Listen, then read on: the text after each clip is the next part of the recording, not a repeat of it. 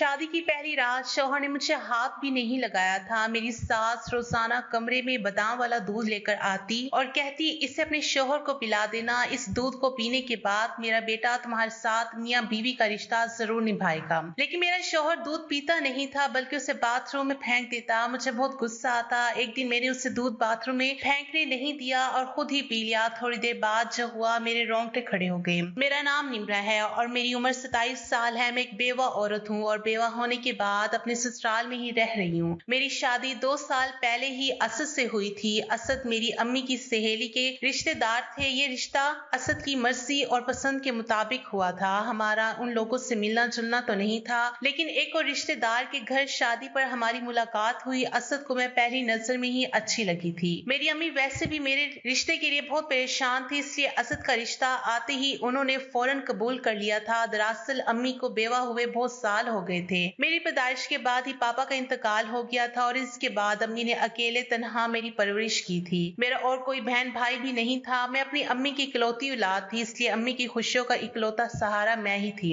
अम्मी ने छोटी मोटी नौकरियां करके मेरी परवरिश की। वो तो शुक्र था कि घर अपना था, जिसकी वजह से काफी आसानी रही। मैं जब 20 साल की हुई तो अम्मी ने मेरा रिश्ता देखना शुरू कर दिया, लेकिन लड़के वालों की तो बहुत ज्यादा डिमांड थी। वो जहेज में हर चीज चाहते थे और अम्मी बेचारी एक आम घरेलू औरत थी। छोटी मोटी मजदूरियां करके मुझे पाल रही थी। वो कैसे लड़के वालों की डिमांड के अनुसार इतना ज्यादा जहेज दे सकती थी। इसलिए वक्त गुजरता रहा। मेरा हुस्न और मेरी पढ़ाई भी मेरे किसी काम ना आ सके और देखते देखते मैं 25 साल की हो गई। अम्मी की अब रातों की नींद उड़ चुकी थी और उन्हें एक पल भी चैन नहीं था। वो चाहती थी कि उनके मरने से पहले मेरी शादी हो जाए और अक्सर वो इस बात का इजहार भी करती रहती, क्योंकि मेरे रिश्ते की परेशानी ने अम्मी को ब्लड प्रेशर और शुगर जैसी बीमारी दे दी थी। वो रातों को सो नहीं पाती थी। मैं हालांकि उन्हें बहुत समझाती थी कि अम्मी आप अपनी सेहत खराब मत करें, आप अल्लाह पर भरोसा करें। जहाँ मेरी किस्मत जुड़ी है वो तो मुझे मिलकर रहेगा। लेकिन वो माँ थी, उनको मेरे मुस्तकबिल की फिक्र थी, इसलिए वो मेरा घर बसा हुआ देखना चाहती थी। अम्मी ने तो रिश्तेदारों से भी मिलना जुलना कम कर दिया था। लोग हमदर्दी जताते थे और गरीब समझकर मदद करने की कोशिश करते, जबकि अम्मी की खुददार तबीयत को ये गवारा नहीं था। इसलिए रिश्तेदारों के घर जाना ही छोड़ दिया था। एक दिन अम्मी की एक सहेली अपने बेटे की शादी का कार्ड लेकर आई थी। अम्मी को खुशी तो बहुत हुई, लेकिन एक उदासी ने भी घेर लिया, क्योंकि उनका बेटा जवान था और अम्मी का कम मेल मिलाप होने की वजह से ये रिश्ता भी हाथों से निकल गया था। मैंने अम्मी से कहा कि हम दोनों जरूर जाएंगे और शादी में भरपूर इंजॉय करेंगे, क्योंकि बहुत वक्त हो गया था हम दोनों माँ बेटी कहीं पर नहीं गए थे। इसलिए मैंने अपने लिए खास तौर पर लाल कुर्ती, शरारा और सितारों वाला दुपट्टा तैयार करवाया और अम्मी को साथ लेकर शादी पर चली गई। शादी पर ही असद और उनकी अम्मी मौजूद थे। असद ने मुझे पहली नजर में ही पसंद कर लिया और यूं मेरी शादी झटपट ही तय हो गई और मैं ब्याह कर असद के घर चली आई। असद एक बहुत अच्छे और प्यार करने वाले शौहर साबित हुए थे। मैं बहुत खुशकिस्मत थी कि असद मेरी जिंदगी में आए। असद ने हर तरह से मेरा ख्याल रखा और उनकी कोशिश होती कि मेरी हर जरूरत को पूरा कर सके। अम्मी भी हमें खुश देखकर बहुत खुश थी। मेरी सास का रवैया कभी अच्छा कभी कभी बुरा हो जाता, लेकिन मैं नजरअंदाज कर देती, क्योंकि घरों में ऐसी छोटी मोटी मामूली बातें हो जाती हैं। खुशियों के झूले में झूलते ना जाने कैसे 2 साल गुजर गए, पता ही नहीं चला कि असल मुझे बहुत कम अम्मी की तरफ रहने देते थे, क्योंकि उनका कहना था कि मैं तुम्हारे बगैर एक पल भी नहीं रह सकता। इसलिए वो मुझे मायके में रात को नहीं रहने देते थे। अपने साथ लेकर जाते और अम्मी से मिलवा कर साथ ही ले आते थे। लेकिन उस दिन अम्मी की तबीयत बहुत ज्यादा खराब थी और सर्दियां शुरू होने वाली थी। अम्मी का सांस उखड़ा हुआ था, जिसकी वजह से मैं बहुत परेशान थी। मेरी परेशानी को देखते हुए असद ने मुझे अम्मी के पास रात को रुकने की इजाजत दे दी और कहा कि तुम आज यहीं पर रुक जाओ, आंटी की हालत ठीक नहीं है, मैं कल किसी वक्त आकर तुम्हें ले जाऊंगा। मैं खुद भी अपनी माँ के पास रुकना चाहती थी, लेकिन असद की वजह से उनसे कह नहीं पा रही थी। लेकिन जब असद ने खुद कह दिया तो फिर मैं खुशी खुशी माँ के पास रुक गई। लेकिन मुझे नहीं पता था कि मेरा यहाँ पर रुकना मेरी सारी जिंदगी की बर्बादी बन जाएगा। मुझे ऐसा दुख मिलेगा जिससे मैं कभी निकल नहीं सकूंगी। असद मुझे छोड़कर वापस चले गए थे। अम्मी की हालत भी अभी अच्छी नहीं थी। मैंने उनको दवा देकर लिटा दिया और उनके लिए यखनी बनाने किचन में चली आई, क्योंकि यखनी के साथ उनको काफी अच्छा महसूस होता था। अम्मी को यखनी पिलाकर मैं उनके पास ही सोने के लिए लेट गई और बिल्कुल इसी तरह उनके साथ लगी जैसे शादी से पहले उनके साथ लिपट कर सोया करती थी। लेकिन आधी रात को एक फोन आया जिसने मेरी दुनिया ही उजाड़ दी। फोन असद के घर से आया था। फोन पर असद का छोटा भाई बाबर था, जिसका कहना था कि भाई अब हम सब कुछ छोड़कर चले गए, हमारी दुनिया उजड़ गई, हम यतीम हो गए, भाभी भाई मर गए हैं। ये बात सुनना था कि मेरे पैरों तले से जमीन निकल गई और आंखें पत्थर की हो गई। मैंने बार बार बाबर से पूछा, बाबर क्या हुआ, तुम क्या बकवास कर रहे हो, क्या हुआ है मेरे असद को, लेकिन तब तक फोन बंद हो चुका था। मेरी अम्मी की हालत की भी परवाह नहीं की और पागलों की तरह बाहर की तरफ भागी थी। अम्मी मुझे पीछे से आवाज देती रहेगी, रुको तो सही, क्या हुआ है मुझे तो बताओ, लेकिन मुझ में इतनी हिम्मत नहीं थी कि मैं अम्मी को कुछ बताती। मैं इसी तरह भागकर सड़क पर आई और एक कार रोककर उसमें बैठ गई थी। दिल में ये दुआ कर रही थी कि या अल्लाह सब कुछ ठीक हो, बाबर ने मजाक किया हो या असद ने मुझे बुलाने की खातिर बाबर से ये फोन करवाया हो, लेकिन ऐसा कुछ ना हुआ हो। मैं बार बार यही दुआ मांग रही थी, लेकिन मेरी सारी दुआएं रद्द हो गई थी। मैं जब अपने ससुराल पहुंची तो देखा वहां पर तो मातम का माहौल था, लोगों की भीड़ थी और हर आंख से आंसू गिर रहे थे, हर कोई रो रहा था। सामने मेरा असद बेजान जिस्म के साथ लेटा हुआ था, आंखें बंद किए हुए इतना मासूम लग रहा था जैसे अभी अभी आंखें खोल देगा। मैं एकदम आगे बढ़ी और फिर बेहोश होकर वहीं गिर गई। न जाने कितने वक्त के बाद मैं होश में आई और जब होश में आई तब असद को दफना दिया था, लेकिन मेरा तो मातम अब शुरू हुआ था। मैं नढाल हो चुकी थी और असद के जाने को दिल से भूल नहीं पा रही थी। बार बार उनका हंसता मुस्कुराता चेहरा मेरी निगाहों के सामने आ रहा था। वो हमेशा मुझे यही कहते थे कि कभी मुझे छोड़कर मत जाना वरना मैं मर जाऊंगा। और शादी के बाद ये पहली रात थी जब मैं उनसे अलग थी और उसी रात असद इस दुनिया से चले गए थे। मुझे तो अभी तक यही नहीं पता था कि असद को हुआ क्या है। मैं अपने कमरे में बैठी हुई थी, असद को याद करके रो रही थी। 3 दिन गुजर चुके थे तो मैंने अपनी सास से पूछा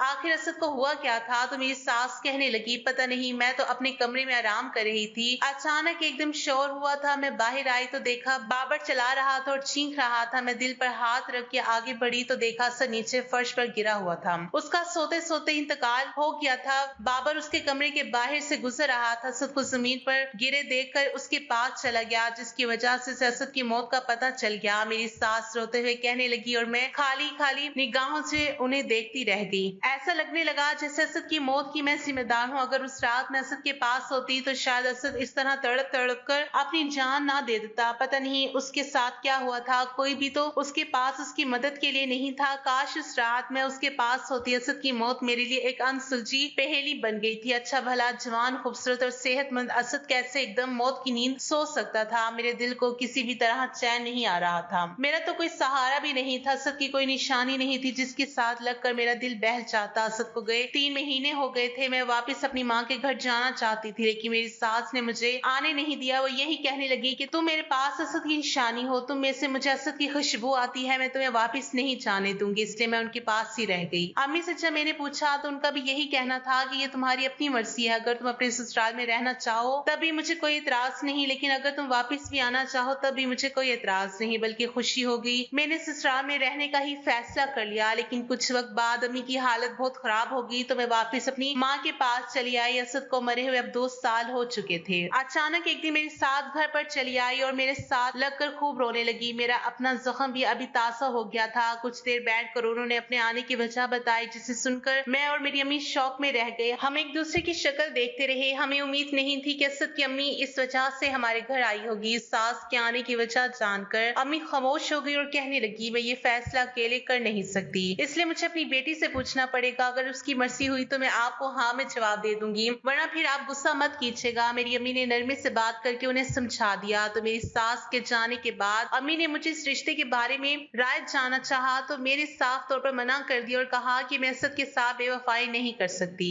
मुझे बाबर से शादी नहीं करनी, इसलिए आप मेरी सास को साफ साफ मना कर दें। उस घर में मैं असद की दुल्हन बनकर गई थी और अब दोबारा उसी घर में बाबर की दुल्हन बनकर जाऊं ये मुझे गवारा नहीं। अम्मी ने इस तरह मेरा इनकार मेरी सास तक पहुंचा दिया, लेकिन मेरी सास ने तो वो इनकार जैसे दिल पर ले लिया और बिस्तर से लग गई। उनकी तबीयत खराब हो गई और वो बार बार मुझे बुलाने लगी। बाबर ने मुझे फोन करके मेरी सास की हालत के बारे में बताया और कहा कि आप बस एक बार आ जाएं, अम्मी की हालत बहुत खराब है और वो बार बार आपको पुकार रही हैं, आप एक बार आ जाएंगी तो शायद उनका दिल बहल जाएगा और वो आपके इनकार के सदमे से बाहर निकल सकेंगी। बाबर की बात पर मैं खामोश हो गई थी और फिर मैंने बाबर से कहा कि मुझे तुमसे शादी पर एतराज नहीं है, असल में मैं शादी ही नहीं करना चाहती। एक बार मैंने शादी कर ली है और दोबारा अब शादी नहीं करना चाहती। मैं पूरी जिंदगी अपने असद के नाम पर जीना चाहती हूँ, इसलिए मुझे माफ कर देना। लेकिन मेरी बात सुनकर बाबर कहने लगा मैं खुद भी आपसे शादी के लिए तैयार नहीं हूँ, मैं आपकी बहुत इज्जत करता हूँ, मैंने हमेशा आपको अपनी भाभी समझा है और आपको इज्जत दी है, मैं रिश्ते के बारे में सोच भी नहीं सकता। मेरी माँ को भी मना कर दिया था लेकिन वो नहीं मानी। वो आपसे बहुत मोहब्बत करती है क्योंकि आप असद भाई की बीवी थी और अब उनकी बेवा हैं, इसलिए माँ आपको अपने साथ अपने ही अपनी नजरों के सामने रखना चाहती है, लेकिन अगर आप राजी नहीं है तो कोई बात नहीं, मैं माँ को मना लूंगा, आप बस कभी कभार चक्कर लगा लिया करें। बाबर ने बहुत आसान तरीके से बात खत्म कर दी और मुझे भी तसल्ली हो गई, लेकिन मेरी सास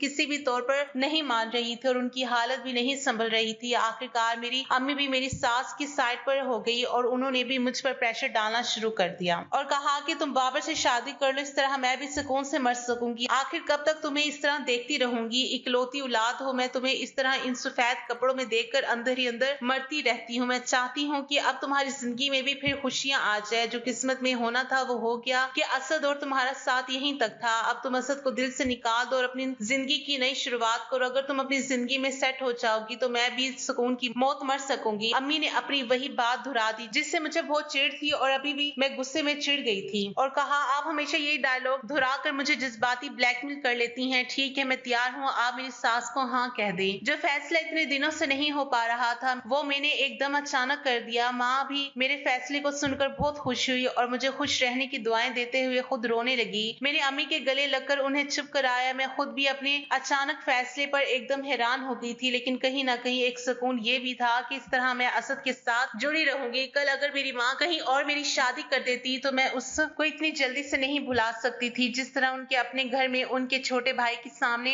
कर सकती थी। और फिर वो घर असद का था, इस घर से असद की यादें जुड़ी थी। वो कमरा जिसमें मैं और असद ने खूबसूरत लम्हे गुजारे थे, वो कमरा मुझसे छीना चाहता, लेकिन बाबर से शादी करने के बाद वो घर हमेशा हमेशा के लिए मेरा हो जाना था। मैं असद से हमेशा जुड़ी रहती, यही सब सोचकर मैंने ये फैसला कर लिया था। अम्मी ने सुबह होते ही मेरी सास को ये खबर पहुंचा दी थी और वो उसी दिन खुशी खुशी मिठाई लेकर मेरे पास चली आई और मेरा मुंह मीठा करवाया था। खुशी की वजह से कुछ पैसे मेरे हाथ पर रख दिए थे। मेरी सास ने बैठे बैठे 3 दिन बाद की शादी भी रख दी थी। मैं इतनी जल्दी तैयार नहीं थी, लेकिन मेरी सास कहने लगी, नेक काम में देर नहीं करनी चाहिए और मैं नहीं चाहती कि मेरी बेटी अब और मुझसे ज्यादा दूर रहे। अपनी सास की इतनी मोहब्बत में मैं नढाल हो गई और मैंने उनकी रस्मंदी के आगे सर झुका दिया। शादी का दिन तय हो गया था, इसलिए मेरी सास ने तैयारियां शुरू कर दी थी, जबकि मैंने अपनी माँ को साफ मना कर दिया था कि वो किसी भी तरह की कोई तैयारी ना करे, क्योंकि मेरे पास सब कुछ था और मेरी कौन सी पहली थी। लेकिन अम्मी ने अपने तौर पर मेरे लिए फिर भी कुछ चीजें खरीदी। शादी का दिन भी आ गया था। मैं एक सुनहरे जोड़े में दुल्हन बनकर तैयार बैठी थी और मुझे बार बार असद की याद सता रही थी। वो मुझे इस तरह देखते तो खुशी से झूम जाते। उन्हें मैं हमेशा सजी सवरी और साफ सुथरी अच्छी लगती थी। वो मुझे यही कहते थे कि मैडम जी तैयार रहा करो, मैं तुम्हें खुश देखना चाहता हूँ। और आज इस मौके पर मुझे उनकी याद सता रही थी। मेरी आंख से आंसू बह निकले। मैं बाबर की बीवी बन चुकी थी। अब मैं बाबर के साथ ब्याह कर उस घर में वापस आ गई। मुझे नहीं मालूम कि बाबर इस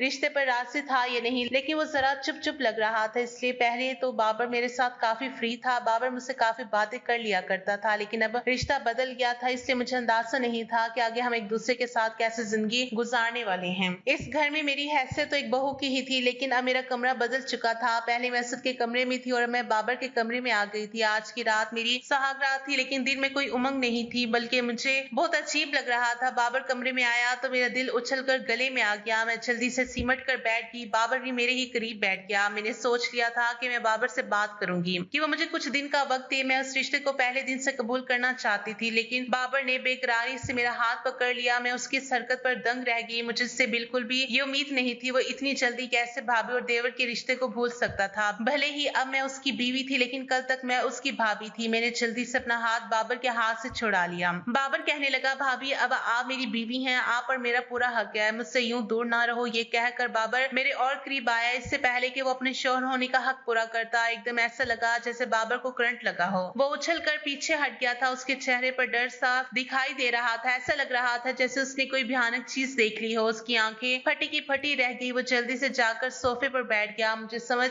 नहीं आ रहा था बाबर की ऐसी हालत क्यों हो रही थी। और फिर बाबर मुझे खुद ही कहने लगा कि आप बेड पर सो जाएं और मैं सोफे पर सो जाता हूँ। मुझे भी इस बात पर कोई एतराज नहीं था, बल्कि इस बात का सुकून था क्योंकि मैं खुद उससे बहुत झिझक महसूस कर रही थी। इसलिए मैंने चुपचाप उठकर अपने कपड़े बदले और सोने के लिए लेट गई। मुझे यहाँ पर नींद नहीं आ रही थी। बार बार असद का ख्याल दिमाग पर छा रहा था। ऐसा लग रहा था कि जैसे मैंने असद से बेवफाई की है और वो मुझसे शिकवा कर रहे हैं। मैं ख्यालों ही ख्यालों में उनसे माफिया मांग रही थी। बाबर तो न जाने कब का सोफे पर सो चुका था, लेकिन मेरी आंखों से नींद कोसों दूर थी। और फिर न जाने किस वक्त मेरी आंख लग गई। सुबह के वक्त जब मैं कमरे से बाहर निकली तो मेरी सास ने मुझे गहरी नजर से देखते हुए खुश रहने को कहा। मैं खामोश नजर से उन्हें देखती रह गई। कुछ दिन इसी तरह गुजर गए कि एक दिन मेरी सास मुझसे कहने लगी, बहू बाबर तुम्हारे साथ अच्छा तो है ना। मैंने कहा कि अम्मी जी अच्छा है, है तो कहने लगे, क्या तुम दोनों के दरमियान मियाँ बीवी वाला ताल्लुक बन गया है या नहीं। अपनी सास की ये बात सुनकर मैं शर्म से पानी पानी हो गई और सर झुका दिया। मेरी सास भी जैसे समझ गई और कहने लगी, तुम फिक्र मत करो, बाबर तुम्हारी तरफ जरूर झुकेगा। दरअसल बाबर इस रिश्ते पर राजी नहीं था। मैंने अपनी खुदगर्जी में उसको तुमसे शादी पर राजी किया, लेकिन देखना एक दिन वो जरूर तुम्हारी तरफ आएगा और तुम एक अच्छे और सच्चे शौहर जैसी मोहब्बत देगा। मैंने अपनी सास की बात सुनकर सर झुका दिया। बाबर और मेरी शादी को 15 दिन गुजर चुके थे, लेकिन शादी की पहली रात बाबर जिस बेकरारी से मेरे पास आया था वो बेकरारी खत्म हो चुकी थी। अब बाबर मेरे करीब नहीं आता था, वो मुझसे दूर दूर रहता था। ऐसा लगता था कि जैसे वो मेरे करीब तो आना चाहता है लेकिन पता नहीं उसे कोई चीज रोक रही हो। बाबर की हालत अब मुझे अजीब सी लगने लगी थी। वो रात को अचानक उठकर बैठ जाता और बहुत देर तक कमरे में इधर उधर टहलता रहता। मैंने उससे पूछा भी लेकिन उसने मुझे कुछ नहीं बताया। तंग आकर एक दिन मैंने अपनी सास से बात की। मेरी सास ये सब सुनकर हैरान रह गई। उन्होंने पूछा, क्या बाबर ने तुम्हें एक बार भी हाथ नहीं लगाया। तो मैंने सर झुका दिया और वो मेरी चुप का मतलब समझ गई। मेरी सास भी परेशान हो चुकी थी। शादी को 20 दिन गुजर चुके थे लेकिन हम दोनों के दरमियान मियाँ बीवी वाला कोई ताल्लुक नहीं बना था। मेरी सास किसी सोच में डूब गई थी। उसी रात मेरी सास ने बाबर को अपने कमरे में बुलाया था। पता नहीं दोनों माँ बेटे कमरे के अंदर क्या बातें कर रहे थे। और फिर अगली रात जब मैं कमरे में चली गई तो मेरी सास कुछ देर बाद ही बादाम वाले दूध का गिलास लेकर आई और कहने लगी, ये बाबर को पिला देना है, उसका दिल तुम्हारी तरफ जरूर झुकेगा, उसके दिल में तुम्हारे लिए मोहब्बत बढ़ेगी। मैंने उनकी बात सुनकर सर हिला दिया और दूध मेज पर रख दिया। कुछ देर बाद ही बाबर कमरे में आ गया और मैंने उससे कहा कि ये दूध पी लो, लेकिन उसने बहुत अजीब हरकत की। उसने वो गिलास उठाकर बाथरूम में फेंक दिया। मैं उसकी इस हरकत से हैरान रह गई। मैंने उसे कुछ नहीं कहा। सुबह नाश्ते की मेज पर अचानक मेरी सास ने बाबर से पूछा, क्या तुमने दूध पिया था। तो वो कहने लगा, नहीं, भाई ने ख्वाब में आकर मना कर दिया था तो मैंने उसे नहीं पिया। बाबर ने ऐसा जवाब दिया कि मैं चुप रह गई, जबकि मेरी सास भी खामोश हो गई। अब हर रोज ही ऐसा होता। मेरी सास बादाम वाला दूध मुझे कमरे में पकड़ा देती और कहती कि बाबर को पिला देना, लेकिन मैं बाबर से कहती तो वो दूध पीता ही नहीं, उल्टा उसे बाथरूम में फेंक देता। मुझे बाबर पर अब गुस्सा आने लगा था कि आखिर वो ऐसा क्यों करता है, और अब मुझे अपनी सास पर भी गुस्सा आता कि अगर वो दूध नहीं पीता तो उसे ना दिया करे। इस तरह रोज दूध को फेंकने से क्या फायदा। लेकिन मेरी सास भी रोज बादाम वाला दूध कमरे में रख जाती और बाबर भी रोज दूध गिरा देता। उस दिन तो मैं बाबर के साथ इस बात पर लड़ पड़ी थी। बाबर, ये जो तुम कर रही हो बहुत गलत बात है। आखिर अम्मी जितनी मोहब्बत से तुम्हें दूध का गिलास देकर चाहती है और तुम हो कि उसे गिरा देते हो, कितनी बुरी बात है। इस तरह दूध जाया नहीं करना चाहिए। खाने पीने की चीजों की बेहुरमती नहीं करनी चाहिए। और अम्मी का भी दिल टूटता है। बाबर कुछ पल खामोशी से मुझे देखता रहा और फिर कहने लगा, मैंने आपको पहले ही कहा था कि भाई ने ख्वाब में आकर मुझे मना किया है कि दूध मत पीना, इस वजह से मैं दूध नहीं पीता और ना ही कभी पीऊंगा। अम्मी को भी ये बात समझना चाहिए, लेकिन न जाने क्यों वो नहीं समझती। बाबर ने ऐसा जवाब दिया तो मैं चुप हो गई। मुझे समझ नहीं आ रहा था बाबर के साथ क्या मसला है। बाबर ने मुझसे शादी तो कर ली थी लेकिन अभी तक हमारे दरमियान कोई भी रिश्ता पैदा नहीं हो पाया था। जो शादीशुदा जोड़ों में रोमांस पाया जाता है वो मेरे और बाबर के दरमियान नहीं था। मैंने भी कोशिश नहीं की थी और कुछ वो भी अजनबी सा बना रहता और मैं भी उससे दूरी बनाए रखती थी। पहले हमारा जो ताल्लुक था वो देवर भाभी का था, अब तो वो भी नहीं रहा। पहले कम से कम मैं भाभी होने के नाते उससे काफी बातचीत कर लिया करती थी और वो भी मुझसे काफी बातें किया करता था, लेकिन अब वो देवर भाभी वाला रिश्ता खत्म हो गया था, इसलिए वो मुझसे वो बातें भी नहीं करता था। अब जब भी मुझसे बात करने की कोशिश करता तो उसके लफ्जों में झिझक होती थी और मैं भी उससे बातें करते हुए झिझक महसूस करती थी। इन्हीं दिनों मुझे बुखार हो गया, मौसम बदल रहा था तो मैं भी उसकी लपेटे में आ गई। नजला, जुकाम और बुखार ने मेरी हालत पतली कर दी थी। मैं ज्यादातर कमरे में पड़ी रहती। 3 दिन तक मुझे कुछ होश ही नहीं था। मेरी सास और बाबर ने मेरा बहुत ख्याल रखा और जब मेरी तबीयत संभली तो मैं अपनी अम्मी की तरफ आ गई। मेरी सास ने मुझे खुशदिली से इजाजत दे दी। अम्मी की तरफ आकर भी मेरी तबीयत पर सुस्ती छाई रही। अम्मी मुझे कभी कुछ बना कर देती और कभी कुछ खिलाती, लेकिन मेरा दिल कुछ खाने को करता ही नहीं था। उस बुखार ने मुझे अंदर से निचोड़ कर रख दिया था। एक हफ्ता बीमारी से लड़ते लड़ते आज मेरी तबीयत कुछ संभली थी तो मैंने सोचा अपनी पुरानी सहेली से मिलकर आती हूँ। अम्मी से जब मैंने सना के बारे में पूछा तो वो कहने लगी, कल उसकी माँ मुझे मिली थी, वो भी इधर आई हुई है, तुम जाकर मिल आओ, अच्छा है, तुम्हारा दिल बहल जाएगा। मैं सना की तरफ चली आई और मुझे देखकर बहुत खुश हुई। वो कहने लगी, मैं अभी तुम्हारे बारे में ही सोच रही थी और तुमसे मिलने के लिए आज आने का इरादा था। चलो अच्छा हुआ तुम आ गई, कितने दिन हो गए थे हमें मिले हुए। सना ने मुझे देखकर मेरा बहुत ही अच्छे से वेलकम किया था। हाँ, मेरा भी बहुत दिल चाह रहा था कि मैं तुमसे मिलूं, लेकिन तबीयत इतनी खराब थी कि आज ही उठी हूँ तो फौरन चली आई। और फिर सना के साथ इधर उधर की बातें करने के दौरान वक्त गुजरने का एहसास ही नहीं हुआ। अचानक सना ने मुझसे बातों बातों में बाबर के बारे में पूछ लिया। तुम्हारा देवर, मेरा मतलब है तुम्हारा शौहर, तुम्हारे साथ ठीक तो है ना? सना ने पूछा तो मैंने गहरी सांस भरकर कहा, वो ठीक है, बस मेरे दिल से अभी असद की याद नहीं जाती। मैं कोशिश तो करती हूँ कि बाबर के साथ सच्चे दिल से अपने रिश्ते की शुरुआत करूँ और उसके साथ शादीशुदा जिंदगी की शुरुआत करूँ, उसे बीवी होने का सारा हक और प्यार दूं, लेकिन क्या करूं, घर भी एक है और उस घर में पहले असद की बीवी बनकर गई थी और अब बाबर की बीवी बनकर रह रही हूँ, तो मेरे लिए बहुत मुश्किल है इतनी जल्दी पुरानी यादों से पीछा छुड़ाना। मैंने कहा तो सना ने सर हिला दी और मेरे हाथ पर हाथ रखकर कहने लगी, बस तुम हिम्मत मत हारना, कोशिश करो कि असद भाई की यादों को दिल से निकाल कर बाबर को खुले दिल से अपना लो, फिर देखना जिंदगी कितनी खूबसूरत हो जाएगी। मैंने भी सना की बात पर सर हिला दी और फिर उससे मिलकर वापस घर आ गई। घर आते ही मैंने कह दिया कि कल मैं अपने घर वापस चली जाऊंगी, बहुत दिन हो गए हैं, मेरी सास और बाबर ना जाने किस तरह गुजारा कर रही होंगे। मेरी बात सुनकर मैं कहने लगी, हाँ मैं भी तुम्हें यही कहने वाली थी कि तुम्हें काफी दिन हो गए हैं, तुम चली जाओ, फिर बाद में चाहे तो आ जाना। मैंने कहा ठीक है। मैं उठकर कमरे में आ गई और अपने कपड़े बैग में रखने लगी। सुबह होते ही नाश्ता करके मैंने माँ से कहा, मुझे छोड़ आए माँ, मुझे छोड़ने के लिए घर चली आई। मेरी सास मुझे देखकर बहुत खुश हुई और कहने लगी, मैं रात को तुम्हें बहुत याद कर रही थी और कह रही थी इतने दिन हो गए हैं मेरी बेटी घर वापस नहीं आई, मैं सोच रही थी कि आज जाकर तुम्हें ले आऊं, अच्छा हुआ तुम खुद ही आ गई। मेरी सास ने बहुत मोहब्बत से कहा तो मैं भी उनके गले लग गई। शाम को बाबर आया तो उसने मुझे देखा तो एकदम से ठटक कर रुक गया, जैसे कुछ कहते कहते रुक गया हो, फिर वो कमरे में चला गया। मुझे थोड़ी सी मायूसी हुई, मुझे लगा कि बाबर मेरे इतने दिनों की गैर मौजूदगी को महसूस करेगा और मुझे एक बार बताएगा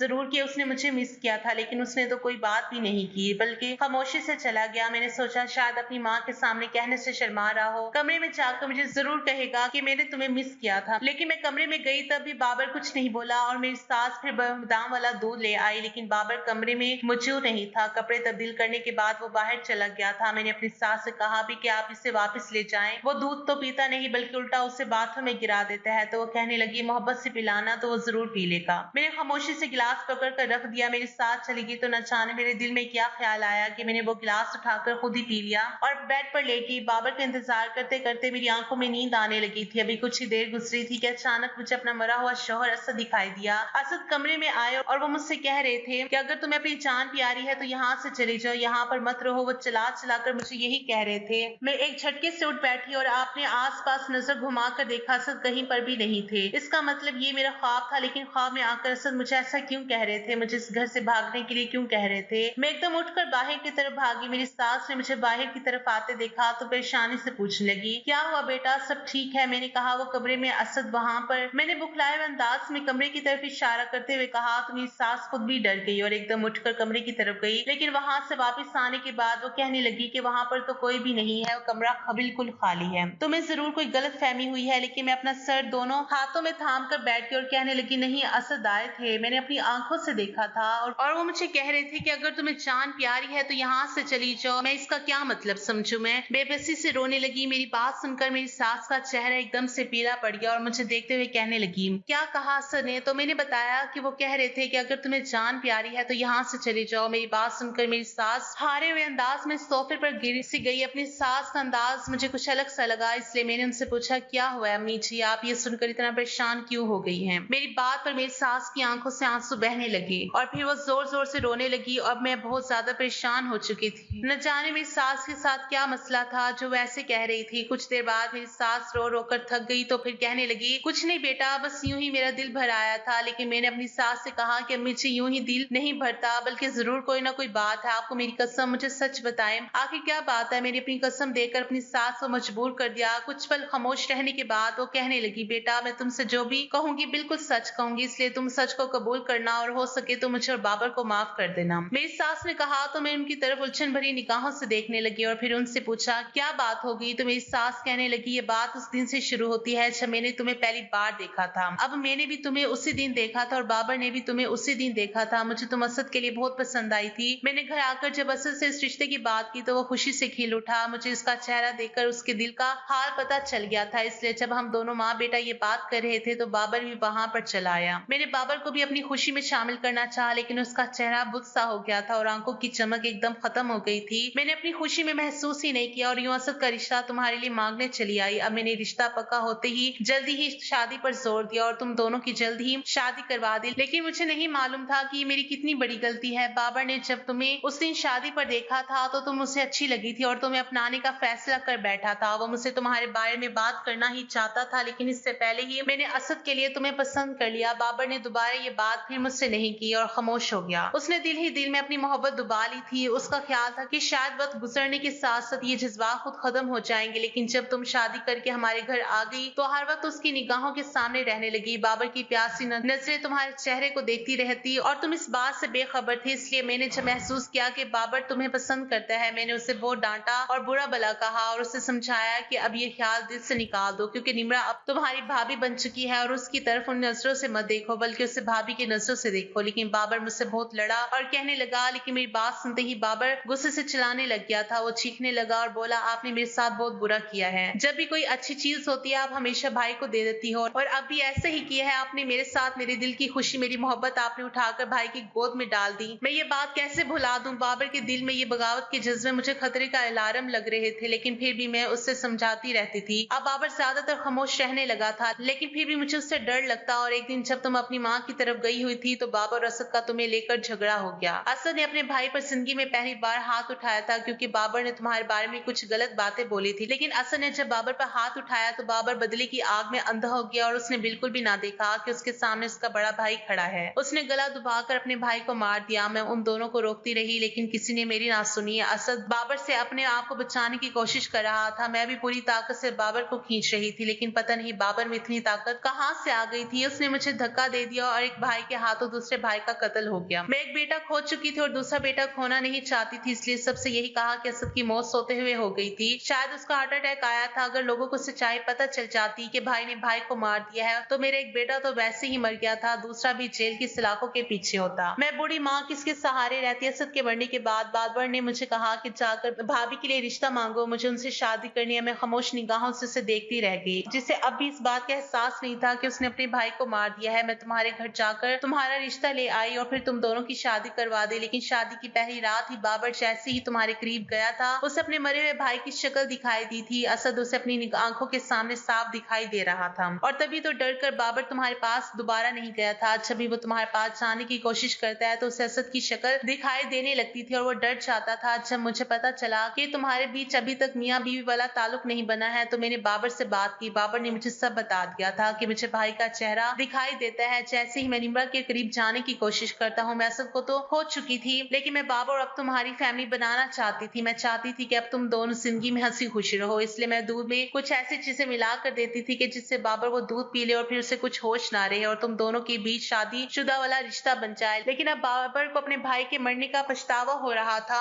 इसलिए वो जानबूझकर वो दूध नहीं पीता था और ना ही तुम्हारे करीब जाना चाहता था। वो अक्सर ख्वाब में असद को देखता है, असद उससे नाराज नजर आता है तो उठकर बैठ जाता है। बाबर का पछतावा शुरू हो चुका है, इसलिए वो तुम्हारे करीब भी नहीं आता, क्योंकि जैसे तुम्हारी तरफ कदम बढ़ाता है उससे अपने सामने असद खड़ा नजर आता है तो बाबर डर जाता है और पीछे हट जाता है। बाबर पछता रहा है और बार बार कभी असद से और कभी मुझसे माफी मांगता है, लेकिन मैं उसे कैसे माफ कर देती जिसने मेरे बेटे को मुझसे छीन लिया। सिर्फ एक औरत को पाने की खातिर उसने मेरा घर उजाड़ दिया। अगर बाबर पहले इस बात को समझ लेता तो शायद आज हालात अलग होते, लेकिन उसने अपनी जलन और मोहब्बत में अंधे होकर एक ऐसा कदम उठा लिया कि मेरी दुनिया ही उजाड़ दी। लेकिन अब वो पछता रहा है। मैंने उसे समझाने की कोशिश की कि जैसे भी हो अब तुम निम्रा के साथ निभाने की कोशिश करो और उसे इज्जत और मोहब्बत दो। वो तुम्हारी बीवी है, लेकिन वो कहता है कि मेरे बस में नहीं है। मैं जैसे ही उसके करीब होने की कोशिश करता हूँ असल मेरे सामने आकर खड़ा हो जाता है और फिर मैं उससे दूर हो जाता हूँ। मैं तुम्हें ये सब नहीं बताना चाहती थी, लेकिन आज इस तरह तुमने असद के बारे में कहा तो मैं तुम्हें ये सब बताने पर मजबूर हो गई, क्योंकि तुम्हें ये सब बातें जानने का पूरा हक है। लेकिन मेरी बेटी मुझे माफ कर देना, मैं एक मजबूर और बेबस माँ थी। मैं अपने एक बेटे के बाद दूसरा बेटा खोना नहीं चाहती थी, इसलिए मैंने तुमसे और सब लोगों से ये झूठ बोला, इसलिए मुझे माफ कर देना। मेरी सास ने मेरे आगे हाथ जोड़ते हुए कहा, लेकिन मैं तो जैसे वहां थी ही नहीं। ऐसा लग रहा था जैसे सात आसमान मुझ पर आ गिरे हो। मेरे कंधे उस बोझ को उठाने से इनकार कर रहे थे। इतने बड़े सच ने मुझे हिला कर रख दिया था और मुझे कुछ समझ नहीं आ रहा था कि मैं क्या करूं। मैं चुपचाप उठकर अपने कमरे में आ गई और लेट गई और सारी फिल्म मेरे दिमाग में चल रही थी। शादी के बाद जितना वक्त मैंने गुजारा मुझे एक एक करके वो सारे पल याद आ रहे थे। मुझे इस बात पर यकीन ही नहीं आ रहा था कि बाबर मेरे साथ ये सब कुछ कर सकता है। मैं एकदम उठकर बैग में कपड़े डालने लगी और वापस अपनी माँ की तरफ आ गई। मेरी सास मुझे रोकती रह गई, लेकिन मैं नहीं रुकी, बल्कि मैंने इरादा कर लिया था कि मैं यहाँ वापस कभी नहीं आऊंगी, ना ही उन लोगों से कोई ताल्लुक रखूंगी। बाबर को भी खबर हो गई थी कि मैं उसके बारे में सब कुछ जान गई हूँ। उसने मुझसे माफी मांगने की बहुत कोशिश की, लेकिन मैंने अपना दिल पत्थर कर लिया और कान उसकी तरफ से बंद कर लिए। मेरी माँ जब मुझे इस हाल में देखती तो वो बार बार पूछती, लेकिन मैंने अभी तक अपनी माँ को इस बारे में कुछ नहीं बताया था, क्योंकि मैं नहीं चाहती थी कि जिस तरह मैं इस दुख से गुजर रही थी तो वो दुख अपनी माँ को दे दूं। बाबर बार बार मुझसे माफी मांगने की कोशिश कर रहा था, लेकिन मुझे उससे कोई ताल्लुक नहीं रखना था। मैंने अपनी सास को भी साफ साफ मना कर दिया था कि मुझसे किसी भी तरह का कोई ताल्लुक ना रखें। अम्मी के घर आए हुए मुझे 7 महीने गुजर चुके थे। अम्मी को इस मामले की खबर नहीं थी और ना ही मैंने उनको बताया था। मेरा अभी वापस जाने का इरादा नहीं है। मैं अपनी बाकी की जिंदगी अपनी माँ के साथ ही गुजारना चाहती हूँ। मैं रोज असद से माफी मांग कर सोती हूँ और कहती हूँ मुझे खबर नहीं थी कि वो आपका कातिल है, वरना मैं कभी उसे अपनी जिंदगी में शामिल ना करती। मैंने तो उसे आपका भाई समझा था, लेकिन वही आपका कातिल निकला। ये बात सुनकर सब मुस्कुरा देते हैं और मुझे भी तसल्ली हो जाती है कि उन्होंने मुझे माफ कर दिया है। बाकी की जिंदगी शायद अब इसी तरह गुजारनी है, क्योंकि अब शादी के नाम से मुझे नफरत हो चुकी है। दोस्तों, आपको क्या लगता है, क्या मुझे बाबर को माफ कर देना चाहिए और अपनी शादीशुदा जिंदगी की शुरुआत बाबर के साथ करनी चाहिए?